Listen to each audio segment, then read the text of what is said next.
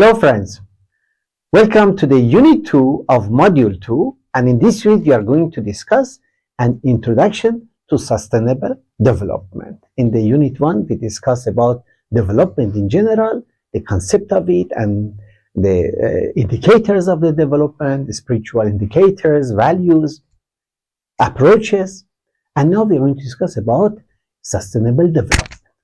But to start with, let's begin with an activity called eyes, ears, and senses. You know, we all have eyes, it's gifted to us, ears, and we have senses.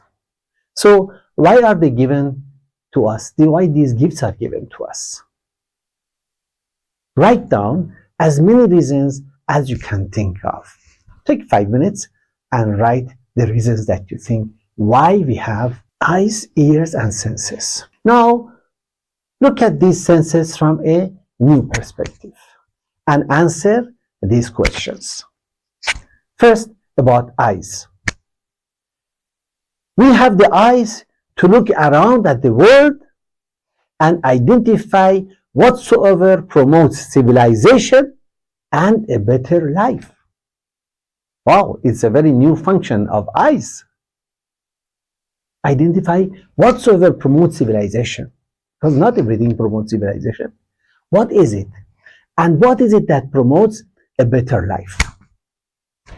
Write down 3 examples.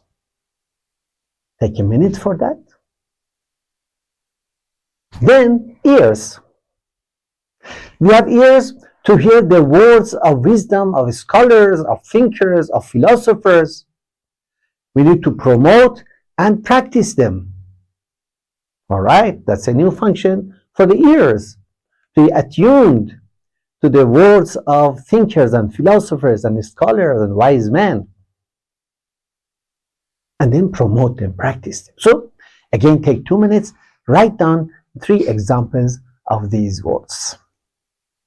They are actually like gems of wisdom that you are collecting for yourself.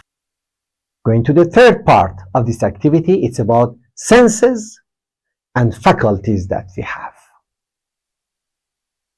Now, a new perspective is that we have senses and faculties to serve humanity and promote the well-being of all, whether great or small acts, ordinary or extraordinary deeds. Is it not wonderful? To look at your hands, to look at your legs, look at your tongue, to consider all the organs that we have, all the senses that we have, with the purpose of serving others, maybe a small service or a big service. Ordinary things or extraordinary. No issues, no problem. Service is service. So, now the action is, how do we do it? Write down 3 examples of the services that you can do using your senses. Take 2 minutes for that. Now, let's reflect. We are going to discuss about sustainable development. Let us reflect for a while.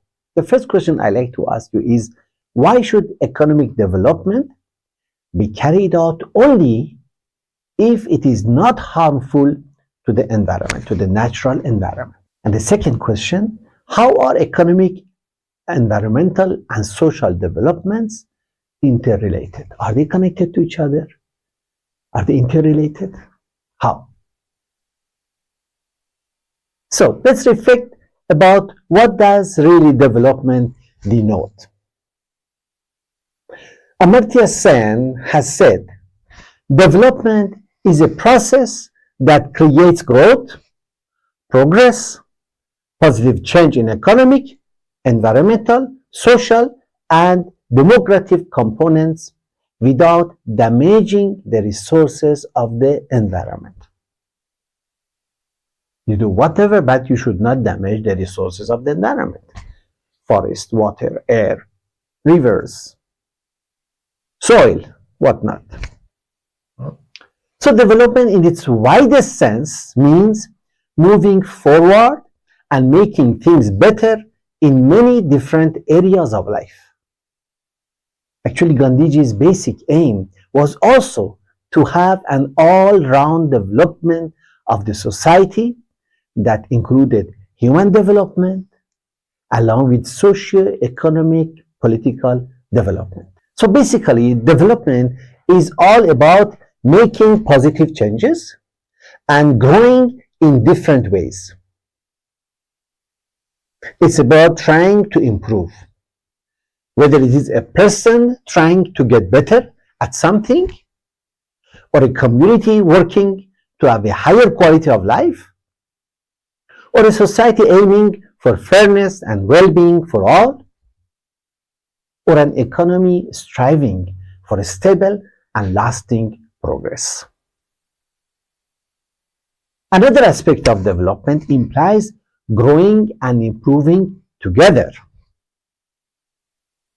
The right to development that we discussed before is an essential recognition of an age-old attempt to fulfill the uniqueness in man.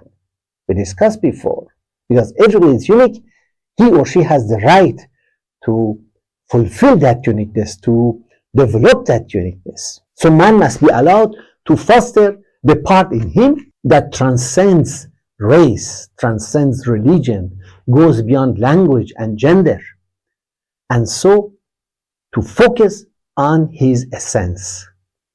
It is thus a call to spiritual, not only material. So development is a shared responsibility. Everybody should play her role, his role. For the world around us to develop, we must first work on improving ourselves. Okay, so the ball is in the court of each one of us. You want to develop the world? Great. First develop yourself, your inner, your reality, what we have discussed before, not just your wealth. At the same time, when we help others to grow, we also grow ourselves. This goes beyond just being good to others. We are all connected as one human family. Development is like a natural growth that involves using both our moral values and practical actions, both together. That becomes development. It's about finding a balance between connecting with the world on a larger scale and also focusing on local communities. Now, as we develop, we should think about both personal growth and helping others in society to grow too, as we discussed before. While aiming for common goals and standards that benefit everybody, we also should celebrate the diversity of different cultures. There comes the input from people of various backgrounds. So to achieve this, we need to have a clear idea of the kind of world we want to create. Is it a world where only economic growth is there? Or is the world based on fair and equal principles and established institutions and systems that treat everyone justly? So what is that world that we want to create? I really invite all you dear youth to think about it, because you are the ones who are going to create this world. So you should begin to think in terms of these elements. I know the environment around us is only about how fat a package we get at the end of our courses and graduation or whatever. Well, that is the lowest. That is the ordinary way of thinking. That is the just way of thinking that connects to one's own self only. But now we know that we have a role, a greater role to play for everybody. And our own growth also depends on everybody else's growth and development. As it has been mentioned in Valuing Spirituality in Development document that we discussed before, this type of development is possible only when we are guided by the vision of the type of the world we wish to create, by following universal standards and creating just institutions and system of governance. Now, I really like to invite you, dear friends, no matter what subject you're studying in the college, all of us are related to that, creating a just society, the systems of economy, of society, of social, of educational. So it's all of us who have a role to play, and that is a longer vision of life that we should have. And whatever we do today, the fruit will come. We have discussed this before. We have also discussed how a balanced worldview is necessary, can make a huge difference to our development work.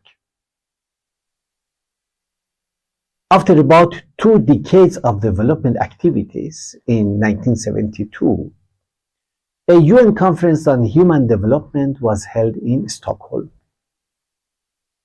For the first time, the world heard the harmful impacts of development on environment. Nobody had ever thought about it before. The first time somebody said it. With this remark which was mentioned there, the environment was no more a luxury for the rich countries to talk about. It became a serious concern for other countries whose environment was being damaged, for some due to poverty, like our country. As they said poverty was the biggest polluter, A new era of global cooperation to address environmental issues started. And the conference's motto was only one earth. We have only one earth. It became the symbol of environmental movements that emerged later and spread across the world. Subsequently, the UNEP, which is United Nations Environmental Program, was established in Kenya, Africa, and environmental concerns were attached to development. What a great turning point. According to the Ministry of Statistics and Program Implementation of the Government of India, they said environmental protection has been recognized today as the crucial factor in any sustainable development. Wow, it has been acknowledged very firmly. Prior to the United Nations Conference on Human Environment in 1972, the main emphasis was laid on development issues without taking into consideration the consequent environmental degradation. The importance of sustainability got highlighted in the Earth Summit, which was later on in 1990, 20 years later. And it was realized that the current development path is both inadequate for meeting present needs and seriously undermines opportunities for future generations. Did you get it? The way that we are developing is affecting us today and affecting the future generations who will not have the chance for development. We are ruining the nature. Only one earth, we remember. It was also recognized that sustainable development on all fronts required the preservation of the environment, especially irreplaceable natural resources and biodiversity. You cannot replace them. Once it is gone, it's gone. Therefore, a challenge was thrown before the world to restructure the development path in harmony with natural and environmental situations. How the nature, how the environment is, the development path should be in tune with it, in harmony with it. One of the important challenges for developing economies like India is to achieve closer integration between economic policies and policies for management of natural resources and environment. Now, for closer integration, decision makers need more information about environmental impacts of development policies and identification of the pressure points such as population, industrialization, large power generation, and irrigation projects and others. So when we are thinking of any, so to say, development projects, first we have to study what is the impact of that project on the environment. Whether you are having a power project that could include dams also, whether it is industrialization, special industrial zones, or whatever projects that we can think of, first we need to get clear that, okay, this project is not going to imbalance the natural environment around it. So due to emphasis on economic development without concern for environmental preservation before 1972, the environment has been damaged by the projects in many ways, including even global warming that we are all suffering so much from. That is because of that only. Climate change, air and water pollution, disposal of waste of different types, not only domestic but industrial and nuclear and whatnot, deforestation, and many other ways. So unsustainable development compromises the ability of future generations to meet their needs. Let us consider a few examples of unsustainable development. It occurs when present progress is at the expense of future generations. We progress at the expense of future generations that they cannot progress because we are harming it. For example, irresponsible planning and environmental degradation through exploitation of resources, generating waste and pollution that damages ecosystem. So, of course, such practices are not sustainable in the long term. You just cannot produce waste and dump in the rivers or around the industry and be happy that you are generating more income, more jobs. What about the future generation, 50 years from now, 20 years from now? Examples of such pollutions and waste are plastic, for example. I remember many years ago when plastic had just begun, I remember a friend of mine came from an island way away from us in the Pacific, and he told me that he had a factory making plastic bags. And my first impression was, wow, so advanced they are, that in such an island they have such factory. And now we realize it was not an advancement. It was the beginning of creating tons of plastic waste that will take ages to degrade, if at all. Then we have waste, electronic and nuclear waste, as well as medical waste, industrial toxic waste, and greenhouse gases. Each one of these you really need to study. See which one relates to you more. Go deeper into it. So you have an activity to carry out, and that is you conduct an advanced internet search and use other means to identify some development projects that have harmed the environment in your area. Okay? Could be your immediate surrounding, your village, your town, could be in your district or in the state or whatever you like to focus upon. Secondly, the impact of rapid unsustainable urbanization or water stress. This is the result, impact of unsustainable urbanization. You see cities expanding right and left. In fact, expansion projects never end nowadays in the cities.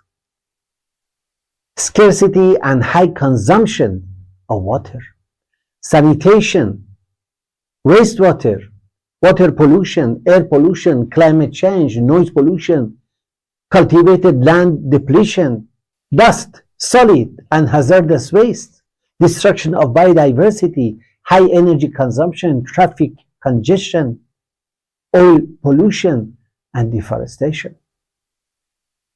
So, you have an activity. Examine an urbanized neighborhood to which you have access and identify some of these, what I mentioned before, some of those impacts there of pollution, of whatever we said before. Then post your answer on the discussion forum to see really what you see around yourself in an urban area, to see how much these impacts of development, so to say development, you can see there.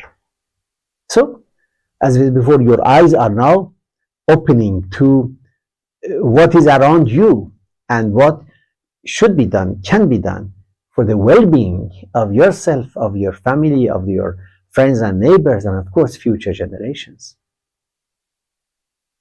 The third point is that being committed to sustainability will reduce your carbon footprints and the amount of toxics released into the environment, and you make the environment safer. So your carbon footprints to come down. When we focus on sustainability, the entire world benefits and gets to live in a clean and more healthy condition. So here you have an assignment, a bigger activity. The assignment goes that you should describe what is first carbon footprint. First study that one, what does it mean? And how much is the average global carbon footprint? You can find out from the internet. Then calculate your own carbon footprint. Maybe some of you have never done it, but calculate. There are certain questions you can answer. Then you see how much is your own carbon footprint. Then what steps can you take to reduce your own carbon footprint to become below global average, if it is not already? Then submit your answer, and you can use sustainability carbon footprint calculator. A link is provided to you in your study material. Good luck. Thank you.